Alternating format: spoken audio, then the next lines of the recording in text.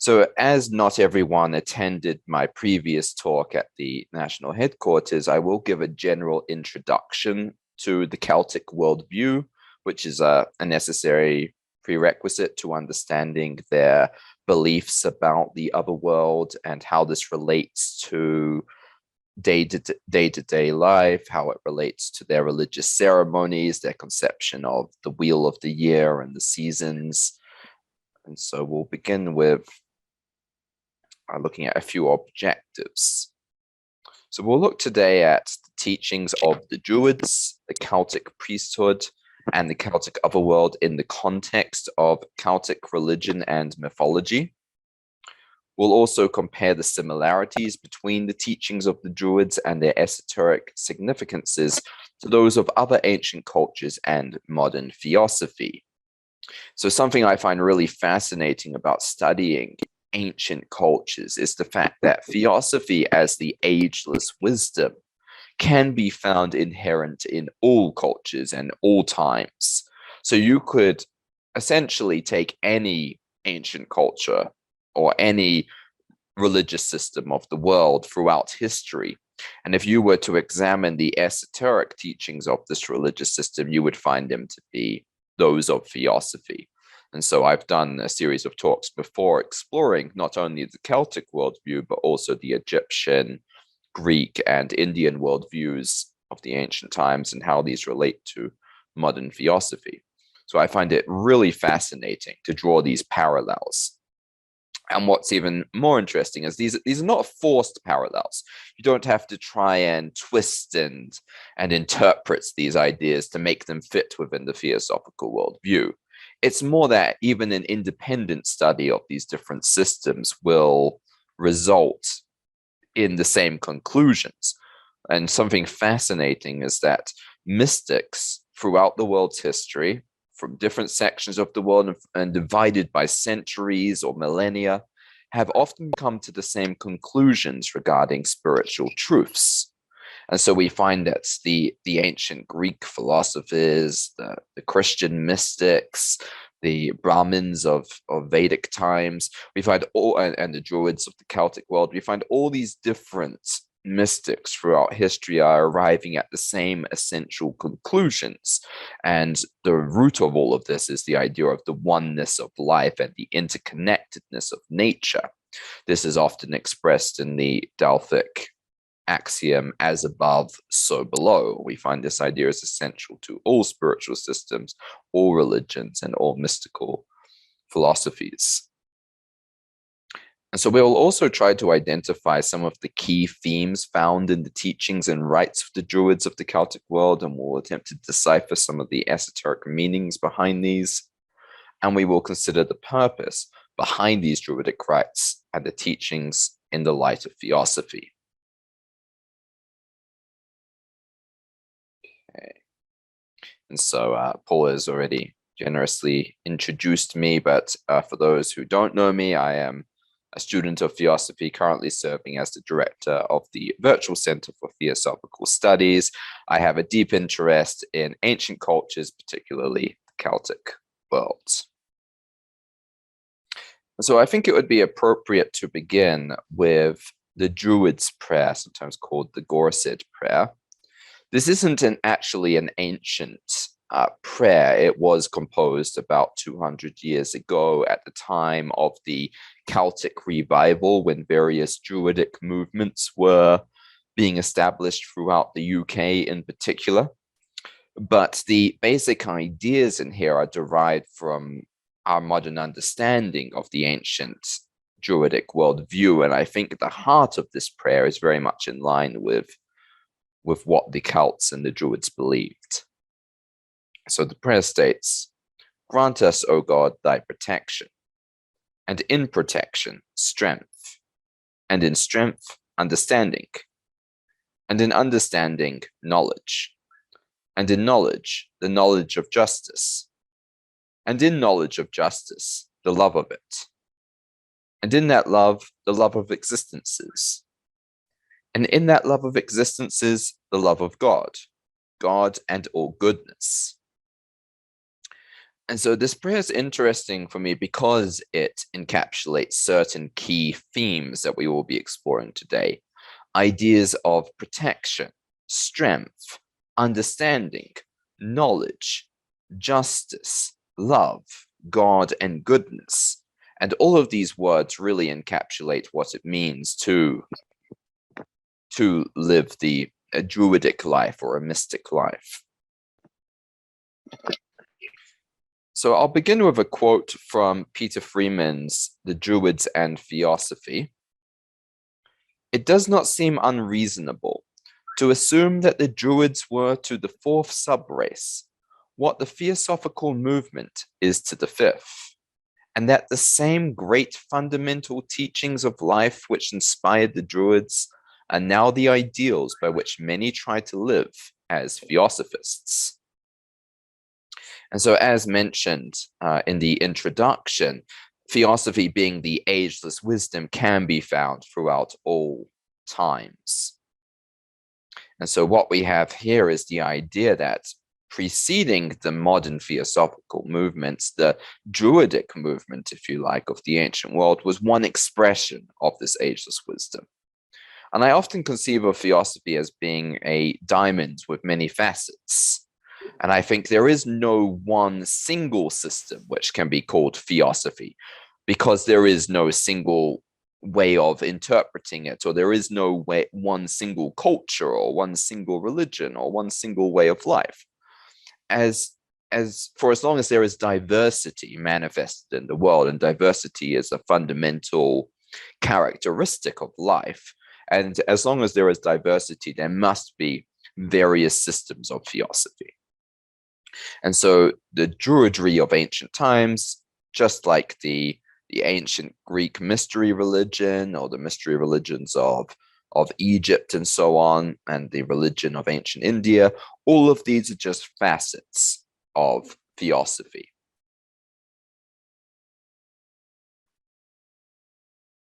To turn to what Madame Blavatsky herself had to say about the Druids, in fact, Madame Blavatsky wrote quite a lot about the Druids in The Secret Doctrine. And she states that the Druids of Great Britain practiced it in the silent crypts of their deep caves. And Pliny devotes many a chapter to the wisdom of the leaders of the Celts. The Semophies, the Druids of the Gauls, expounded the physical as well as the spiritual sciences. They taught the secrets of the universe, the harmonious progress of the heavenly bodies, the formation of the earth, and above all, the immortality of the soul. So what's really interesting that we find here is the Druids dealt both with the physical world, with physical science, the formation of the earth, the secrets of the universe, the progress of the heavenly bodies, and likewise with the spiritual aspects of this, right? The idea of as above, so below, that what pertains to the physical universe is also relevant to the human being.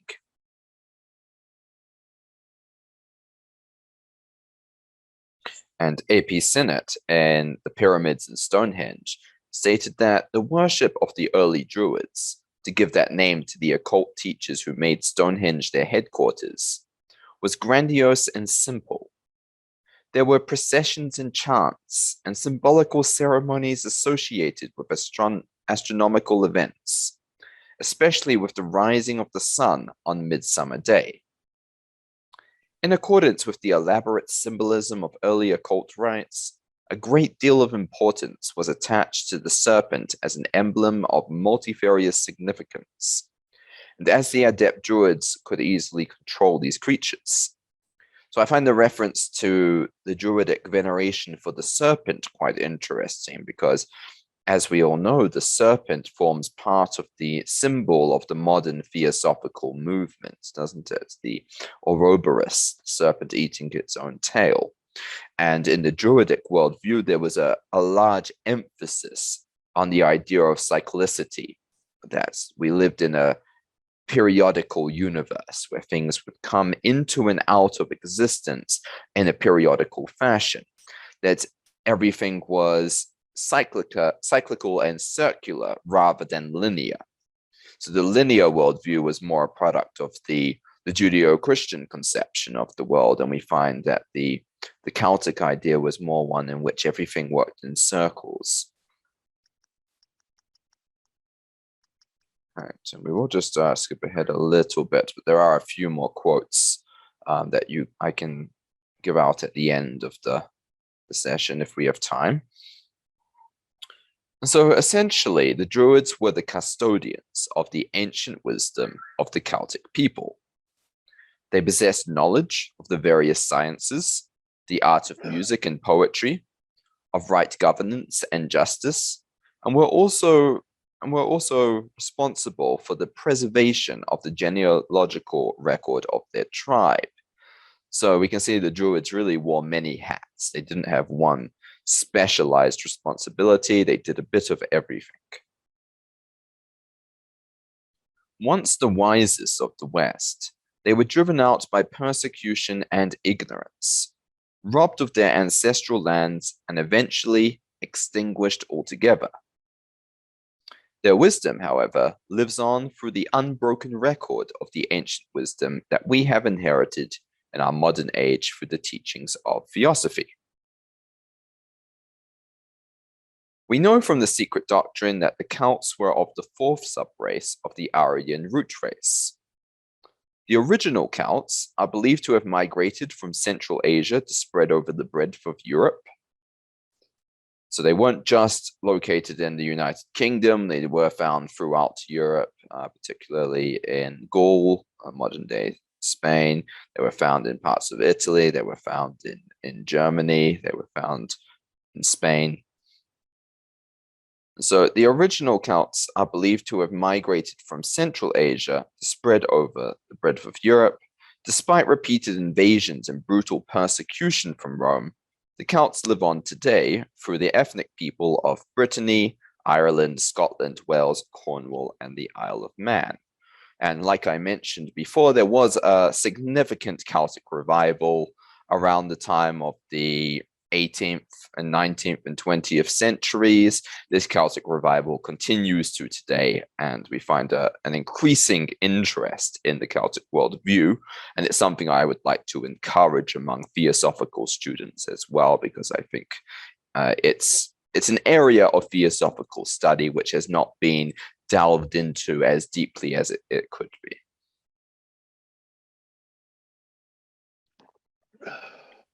And throughout the secret doctrine, we find many references to the Druids. Madame Blavatsky speaks highly of their teachings and influence and compares them with the Brahmins of India, the Magi of Persia, and the Orphic teachers of Greece.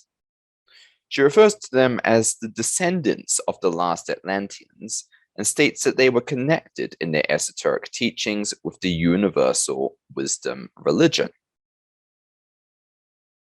Now, one difficulty for contemporary Celtic studies is the fact that the Druids did not commit their teachings to writing, upholding instead an oral tradition whereby their history and cosmology would be transmitted in poetry and verse. And the Druids were not unique in this respect.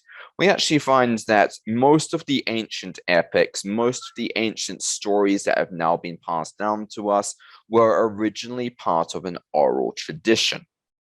We find this in many of the famous stories that we know. If we consider the Epic of Beowulf, this is considered to have originally been an oral tradition, which was later Christianized and then put down in an altered form as the earliest text in English. We also find this in the idea of the Bhagavad Gita, that it's very hard to date this epic because of the fact that we only know around the time it was put down in writing. We don't know how earlier it would have survived as an oral tradition. This is also the case with the Vedas, with the poetry of Homer, the Iliad, and so on. All of these were considered to have originated in an oral tradition and later be put down to writing. In all of these cases, that's because the culture survived long enough to be influenced by outside sources for writing to be developed and become a popular system. Whereas in the terms of the Celtic tradition, because of the Roman invasions, which we mentioned before, Most of these ideas were lost to history. However, a number of prominent Greek and Roman writers, including Julius Caesar himself, wrote of the Druids and their practices, and it is from these that we may deduce the nature of their philosophy.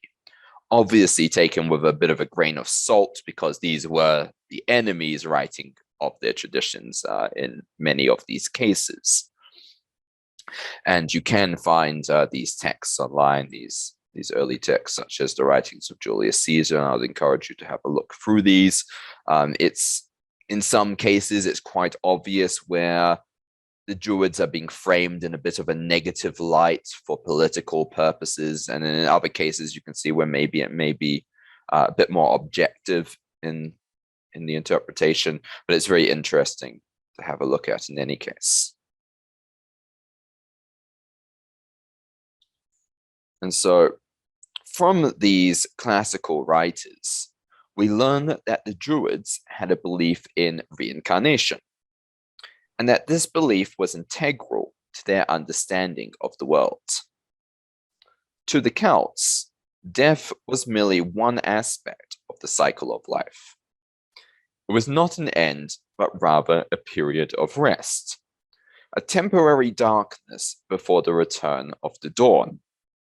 And the Celtic worldview had they had such a different interpretation of the way life works that just seems quite foreign to the modern, perhaps Judeo-Christian conception of the world.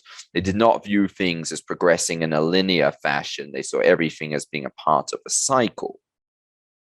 They did not believe that death was an ending. They saw death as a doorway to a new beginning. They did not believe that they did not associate darkness with evil or darkness with something to be feared. In fact, they saw darkness as the very beginning of life, the seed from which life comes forth. So even the idea of light and darkness in the Druidic worldview were not duality in which there's some kind of fundamental battle between good and evil, but rather they're seen as the two sides of one coin, the two necessary aspects of existence, much like the Manvantara and Pralaya of the Theosophical worldview. And so this perspective of life and death as alternating states of a broader, continual existence fit into their understanding of the world being of a cyclic nature. To the Druids, everything was a cycle, from the seasons to the stages of life to the extremes of birth and death.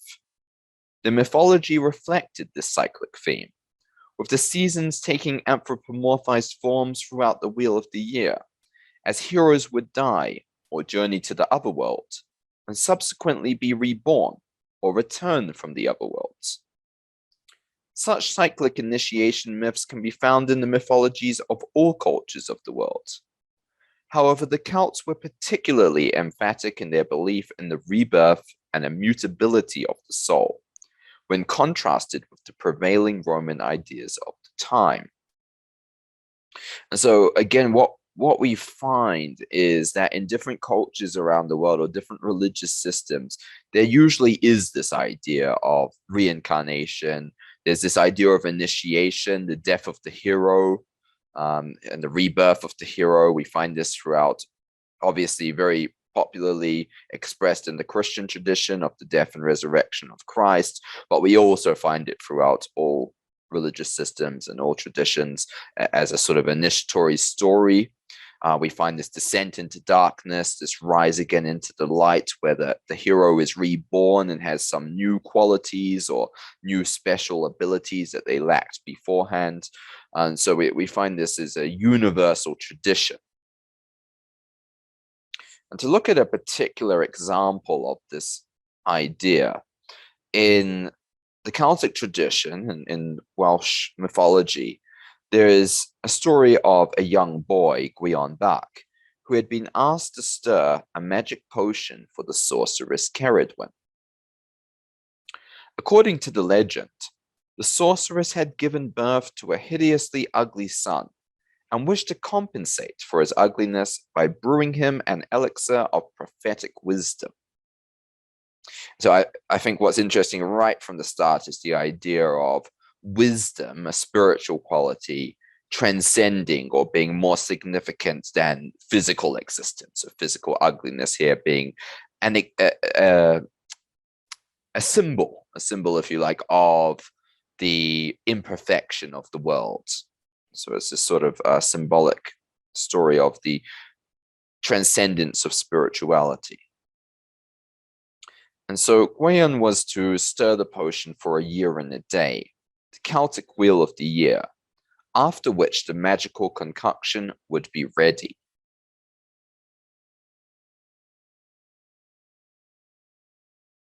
I'm sorry, I skipped I've missed a slide in my presentation, so I'll just read the next section. And so in this process of tending to the task, 3 hot drops spilled onto Gwayan's thumb, causing him to instinctively place it in his mouth.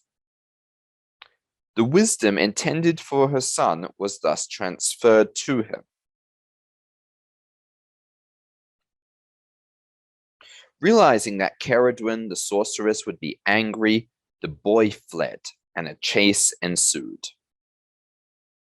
Using the powers of the potion, Gwayan transformed into various animals, whilst the sorceress likewise pursued him by shifting into complementary predatory forms.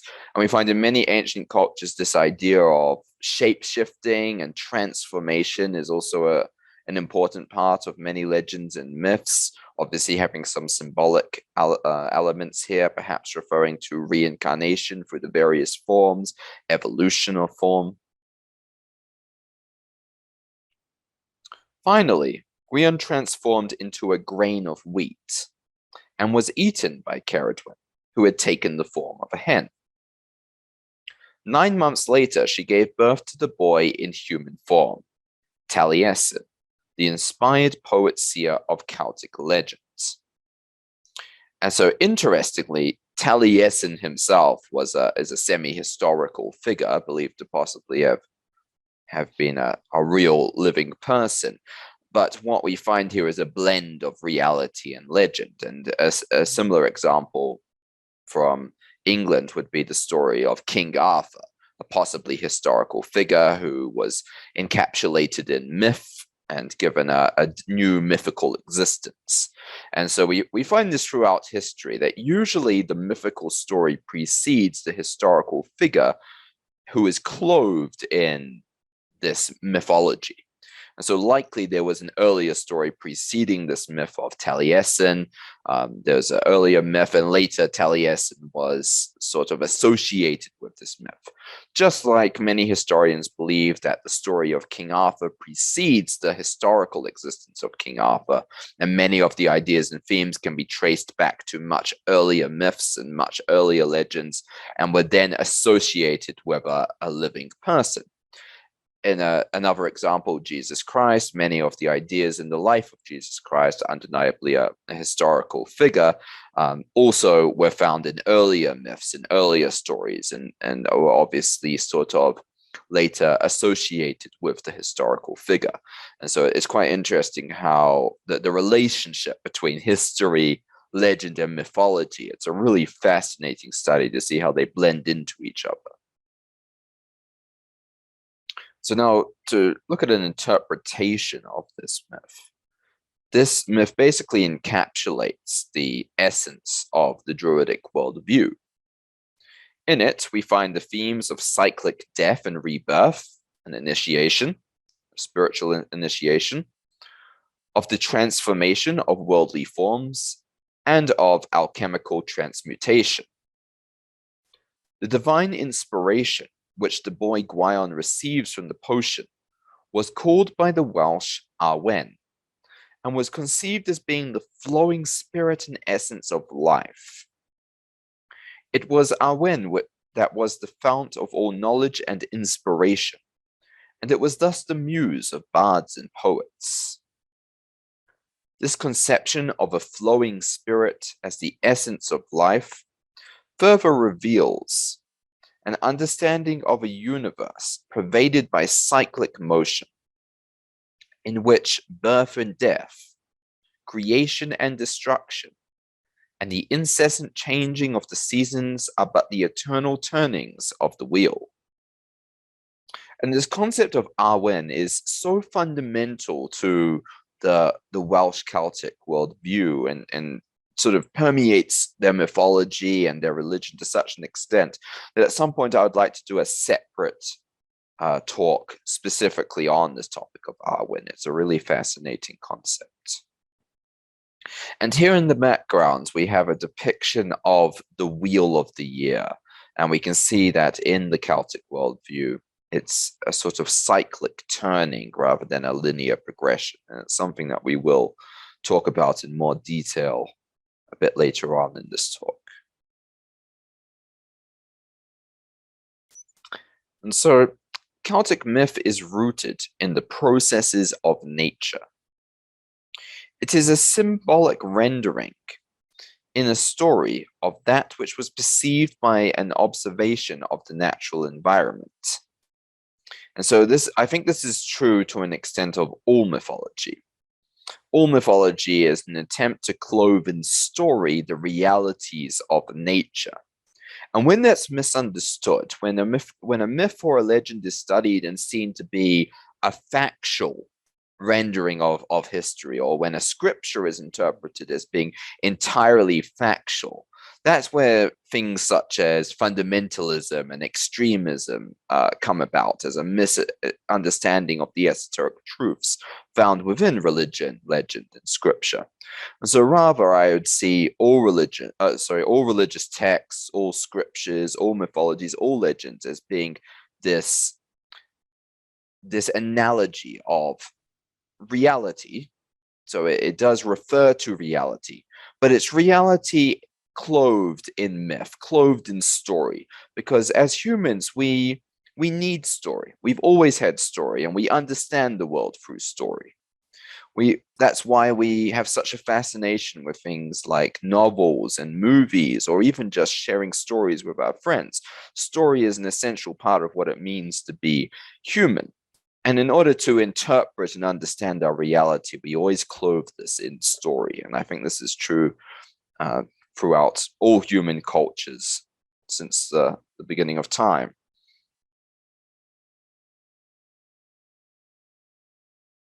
And so, Madame Blavatsky writes of the Druidic veneration for nature in Isis Unveiled, in which she praisingly notes that they would gather in their natural academies built by the hand of the invisible architect, where the chaste goddess of night beamed her most silvery rays on their oak-crowned heads, and their white-robed sacred bards knew how to converse with the solitary queen of the starry vaults.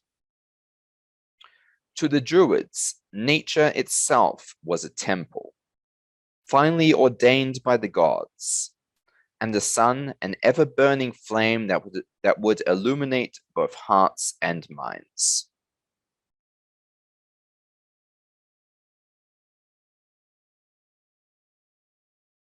All right.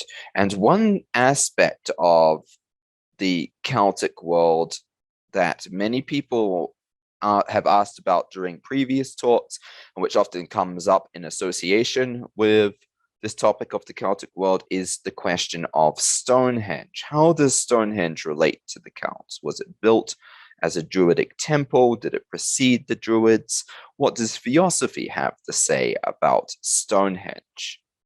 So the following few slides will present both the worldview, the Theosophical worldview as put forward by Theosophical writers such as Madame Blavatsky, A.P. Sinnott, and so on, and also some of the modern archaeological findings regarding Stonehenge.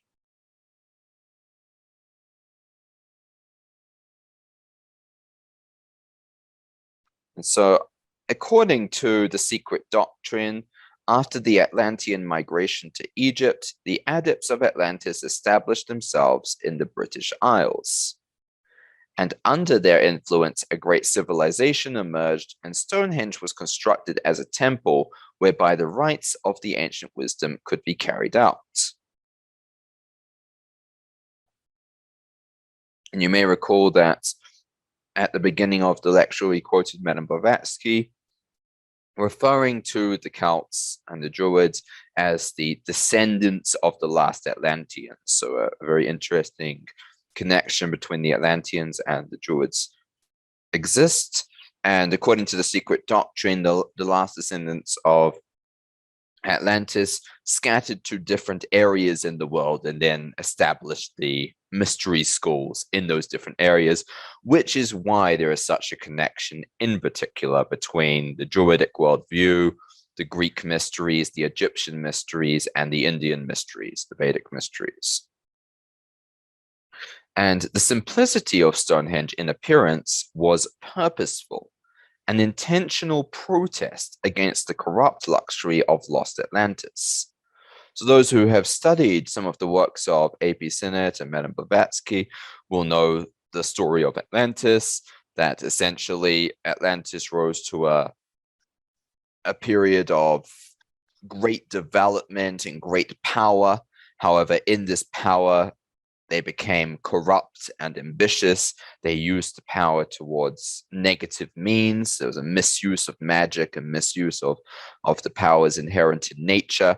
And this resulted, firstly, in the great expansion of their world, of their empire, and the great development of technology and architecture, but finally in that collapse, right? And as we know from study of theosophy, everything which rises must also fall. And this is also a historical truth. And so much like the Roman Empire, we find the Atlantean Empire rising to its height of decadence and then eventually declining, and in the much well-known myth, being destroyed in a series of natural disasters. So again, according to the secret doctrine in A.P. Sinnett, the adepts of Atlantis possessed knowledge of the forces whereby gravity may be manipulated. And it was through the utilization of such forces, known today as levitation, that the gigantic stones were put into place. And this idea of levitation is very interesting because we also find this in many other traditions throughout the world, particularly in the yogic tradition of ancient India. We find many references to the idea that through the control of the mind, levitation may become a physical possibility. So according to A.P. Sinnett, clairvoyant observers of Stonehenge have tapped into the memory of nature and beheld these aspects of the process of this construction. So whether or not you take this account as being factual, I think it's very interesting to have a look at what some of these writers have had to say, and you can take it or leave it, but it's an interesting hypothesis in any case. And so this memory of nature, which was referred to by A.P. Sinnett, refers to the Akashic records, coming from the Sanskrit akasa, or sky, space, and ever. And these are sometimes described as the memory of nature. The subtle matter that composes the different planes of the cosmos has the ability to receive and record impressions of everything that happens on the terrestrial plane. Now, if you consider this idea, it answers the question of things like ghosts and psychic phenomena, right? Because in most cases of apparent hauntings and ghosts and so on, it's more of a feeling, isn't it? You know, you go into a house where something terrible has happened in the past, such as a murder or something, and there's almost an undeniable feeling in this place. It's like the house remembers the event that happened. And this applies even if you had no knowledge of the occurrence of that terrible event. You'll also get this deep sense of conflicting emotions and feelings when you visit a historic site. And I know this particularly from my travels around the world and around the UK in particular, with the many fascinating ruins, because I love visiting, old ruins, ancient locations, and you get this feeling don't you? It can either be a a positive feeling, a negative feeling, or something a mixture of all of these different feelings. If it's a particularly ancient place where many different things have happened, and I think this is where sacred sites come from as well. If you were to take, for example, somewhere like Glastonbury Tor, considered to be a sacred site for millennia, both in the Christian religion and also preceding the Christian religion in pagan times, it was also a sacred Celtic place. And you find there this deep sense of spirituality and sacredness, which is undeniable both to the Christian and the pagan. And now you find the two existing side by side in Glastonbury, and both revering the sacred place. Many of the ancient sacred places of the world were later, where maybe Druidic temples existed or sacred wells existed, were later converted into Christian sacred sites and churches. And if you have a look at the history of church construction in Europe, many of these churches and great cathedrals and so on have been built on the location of pagan sacred sites. And it's really fascinating because it gives evidence to the idea that the earth remembers, that places or nature has a memory. And I think this applies also to things like houses and constructed sites. They have a memory of things which happen. And so these records, which can be seen by some clairvoyants, exist on several planes. The records on the astral plane, or the astral light, are said to be fragmentary and unreliable. And that's why different clairvoyants will come up with some different ideas. They might see one aspect of the history of a particular ancient place like Atlantis instead of seeing the whole story, right? And then they may also mix that in with their own interpretations or their own, things may filter through their consciousness and be misinterpreted as the memory of nature. And so the ones preserved on the mental plane, though more difficult to access, are said to be more accurate. The latter are the true Akashic records. And if you're interested in this topic, you can do a bit of research into things like psychic archaeology. You'll find a lot of theosophical writing on the subject, and it would make for a really interesting talk just on its own if that's something people would be interested in at some point. And so, referring again to the text, The Pyramids and Stonehenge by A.P. Sinnett, he stated that working under the guidance and with the help of the adepts from Atlantis, the builders of Stonehenge and of the ancient dolmen altars found the enormous masses of stone they used light enough to be handled with facility. Right. So the suggestion here is that the Stonehenge precedes the arrival of the Celts in the British Isles.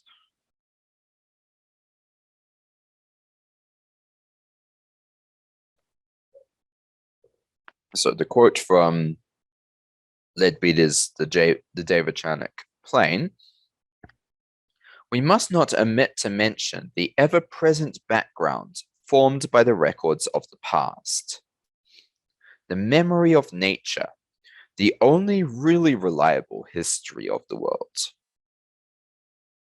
While what we have on this plane is not yet the absolute record itself, but merely a reflection of something higher still, it is at any rate clear, accurate, and continuous, differing therein from the disconnected and spasmodic manifestation, which is all that represents it in the astral world." A really fascinating work, which you can find for free online if you'd like to read about this in a bit more detail. And another very relevant work by William Scott Elliott, a theosophist, titled The Story of Atlantis.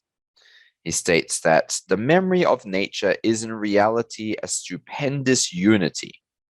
Just as in another way, all mankind is found to constitute a spiritual unity if we ascend to a sufficiently elevated plane of nature, in search of the wonderful convergence where unity is reached without the loss of individuality.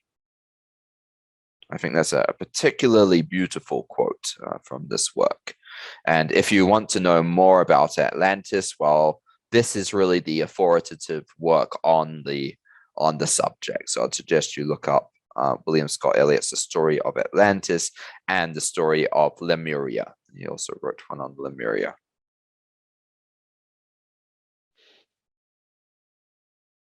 And for those joining us from the Philippines today, where it's quite late, I know a few years ago when I was in the Philippines, we were studying this work in particular, and it was a very fascinating study. Back to A.P. Sinnett, it was near the final culmination of the great Atlantean continent submergence about 100,000 years ago from the present time that the grey stones still standing on Salisbury Plain were first established in their places. So A.P. Sinnett gives a possible date for the construction.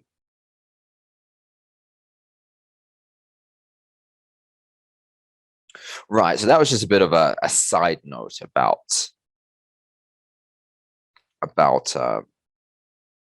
Stonehenge.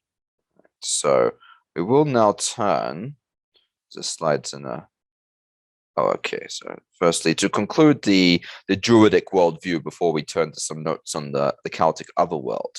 So it is clear that Druidism was one expression of that ancient wisdom that has existed since time immemorial. The Druids were conceived chiefly with the search of truth in whatever form it may reveal itself. And so they recognized the hierarchical basis of life, and they conveyed this knowledge through the methods of myth and song. They preached the interconnectedness of man and nature and lived in harmony with the natural world. Central to their worldview were the concepts of periodicity and correspondence, and their rituals reflected the incessant cycles of life.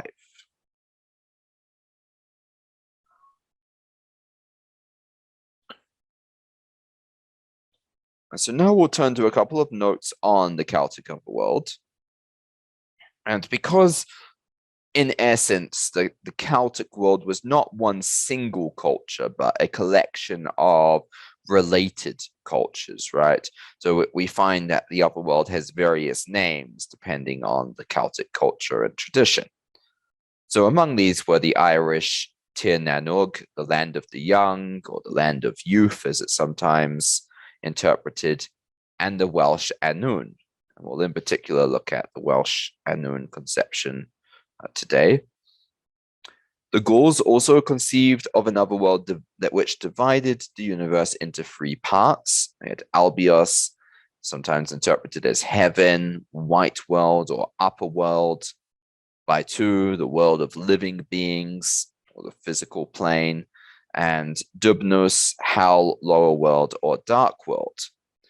What's really interesting about this Gallic conception in particular is that you find this idea of the three worlds in many ancient mythologies, or some derivation of this. And in the Christian worldview, for example, you have something along the lines of a heaven or upper world, a physical plane or material world, and some kind of lower world or underworld.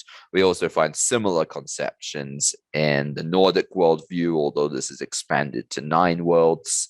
And we also find similar conceptions, but then considering the Nordic ninefold world, what's interesting is 9 is simply 3 squared, isn't it? So there's a relationship there, and then both the numbers 3 and 9 were considered to be sacred numbers in the Celtic and Nordic worldviews. We also find this idea in the Greek and Roman mythologies as well.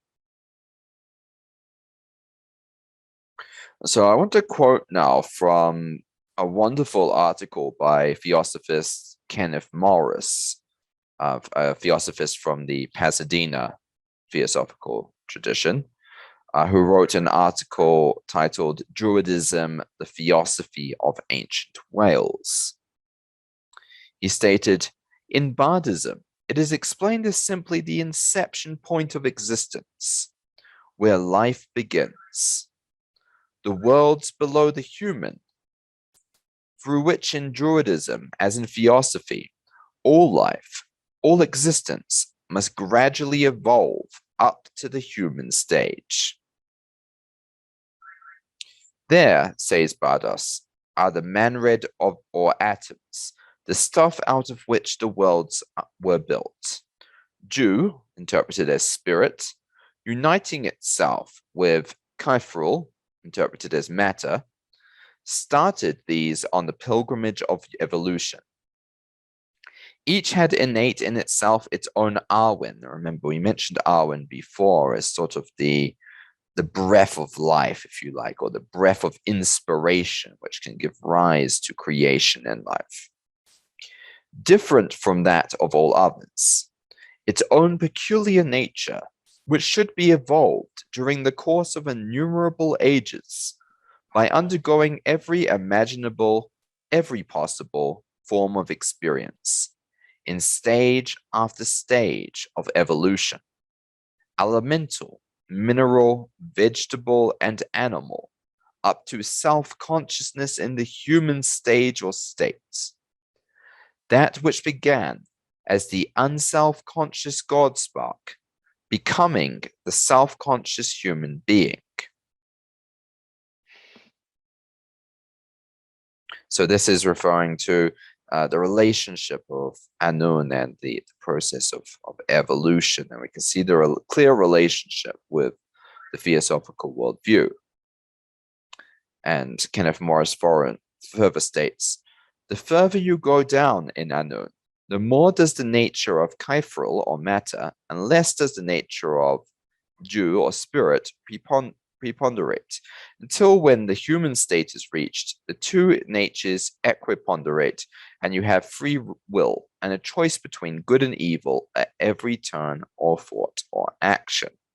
And so it's this sort of midpoint, this balance between the two that we find ourselves at here in this stage of human development. We are distinct from animal kind and vegetable kind and mineral kind and elemental kind, in the sense that we have the gift of self-consciousness, self-conscious choice. And this idea is found in the story of the book of Genesis, right? The tree of good and evil, the ability to choose, so that the whole story of the plucking of the fruit from the tree in the Garden of Eden is this idea of humanity evolving into this state of conscious choice between the spiritual life and the material life. And to further understand the Celtic conception of the otherworld and of the festivals of the year, it's helpful to have a look at this picture of the Wheel of the Year, and we see the different holidays and seasons. And so there are 8 different festivals found throughout the Wheel of the Year, and in particular today we're talking about Samhain, which falls, you may see it on the lower left-hand side of the picture here. Samhain associated with the harvest, associated with the beginning of autumn, associated with things like the death of the year in preparation for rebirth, the beginning of the dark half of the year. And so we mentioned before the ideas of light and dark in the Celtic worldview. And so there is a duality, but this duality is not conceived of as being good and evil. The dark is as valuable as the light. The dark is not evil or associated with hell. Dark is the womb from which life comes forth. It's the sacred womb of nature. And so Samhain really is the beginning of this descent into darkness, descent into the underworld. We mentioned before the story of Gwion Bach or Taliesin, the boy, his descent into the underworld and his resurrection and so on. We find this again throughout all cultures. And so Samhain could be seen as the doorway to the underworld, the beginning of the descent into the darkness from which all life comes forth. So darkness here is considered in a positive light. And in the secret doctrine, we find such epithets for the absolute Parabrahman as the ever darkness, right? And these ideas of the darkness of Pralaya, from which birth and manifestation, life, Manvantara come forth. So it's a really interesting and different conception of darkness.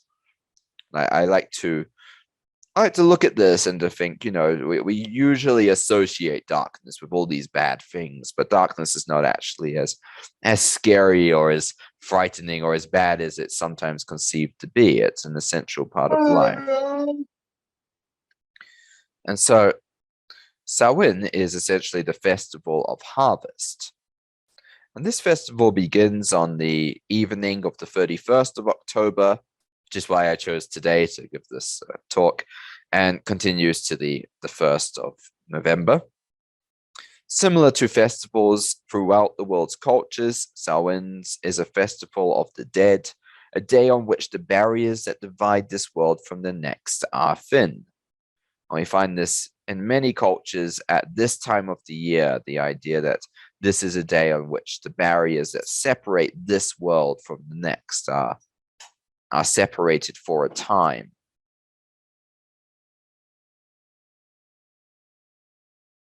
And so the Celtic year was separated into two parts, the light and the dark.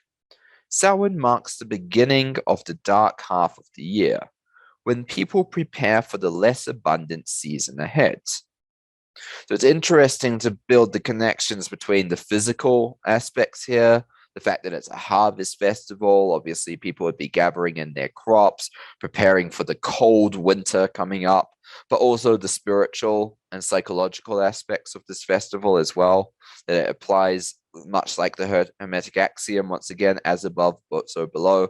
It applies both on the individual level of our spiritual preparedness for the dark time ahead, for our descent into the underworld, and also just for the practical aspects of feeding our families and preparing for the cold and so on. And so yes, the festival was both an agricultural one in terms of the physical changes of the seasons and a spiritual one. Samhain is a time when the barriers between the physical and spiritual worlds are thin, allowing interaction between the living and the dead. The doors to the otherworld, the realm of deities and the dead, are opened, and the spirits enter the world of the living. Now, from this, you can clearly see where the modern festival of Halloween comes from, right? The idea of the costumes, the spirits, all of this. It's the idea that at this time, the world of the living, the world of the dead, perhaps better interpreted as the spiritual world or the astral planes and so on, they interact with one another.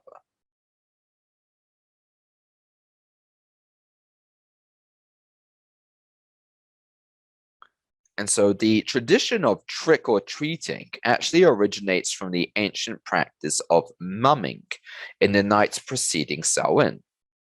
In Ireland, mummers would put on costumes and travel door to door singing chants to the dead. Samhain cakes were given in exchange, and pranks were played and blamed on malicious spirits. So it's really interesting how this began as this ancient tradition and then later was carried across to the Christian tradition to become All Saints' Day and Halloween. So it's quite fascinating, these connections. And so you can do a lot more reading after the talk on this subject. This was just a very brief look at various aspects of the Celtic worldview, of the Celtic otherworld, and this festival of Samhain or Halloween.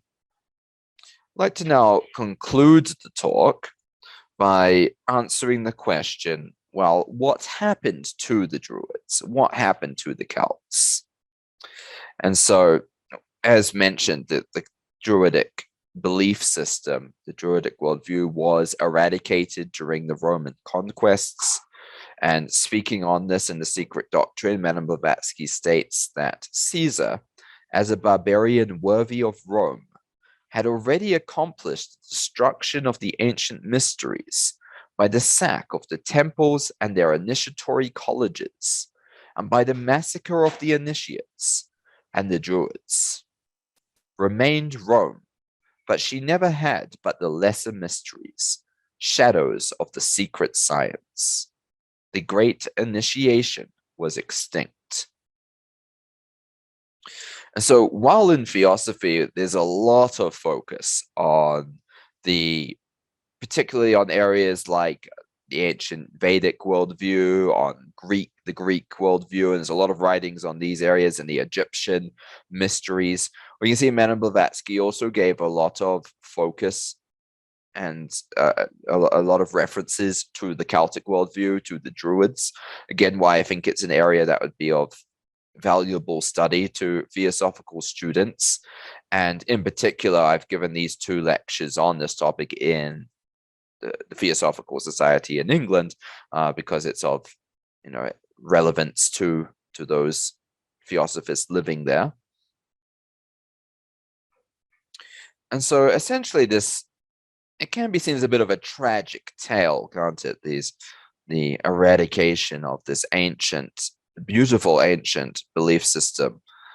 And though while it may be seen as a tragic tale, we can rejoice in the knowledge that the flame of their wisdom burns yet ever bright. It lives on in our modern theosophy and in the message of universal brotherhood that is central to our worldview. By a study of these teachings, we may arrive at a deeper appreciation of the sacredness of nature and the harmony inherent to the order of the universe. In serving as custodians of the ancient wisdom in modern times, we are therefore the inheritors of the great and archaic tradition, which was the theosophy of the Celtic worlds.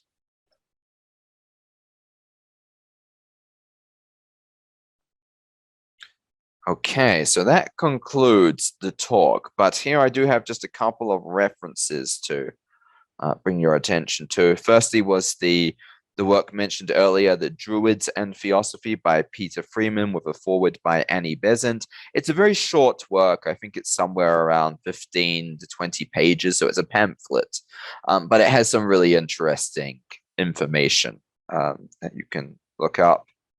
Also, excellent article by E.A. Holmes, Celts and Druids, Who Were They?, published by the Pasadena Theosophical Society in England, and a more recent article, Echoes from the Celtic Otherworld by Alan Senior in Quest magazine, which you can also find on the website. And of course, I would also suggest that you look up these references in Isis Unveiled and The Secret Doctrine, where these ideas are treated of in a bit more depth and with comparative connections to other belief systems of the time and to theosophical principles. And so if you do have any questions that you don't get a chance to ask today, because I believe we will have some questions in a moment, but if you have any questions, or if you would like a copy of the PowerPoint or a copy of these PDFs that I've just mentioned, you can email me at director@theosophy.online. And you can also stay up to date with the events of the Virtual Center for Theosophical Studies at our website or our Facebook page. Okay, and so that concludes the talk. Thank you very much.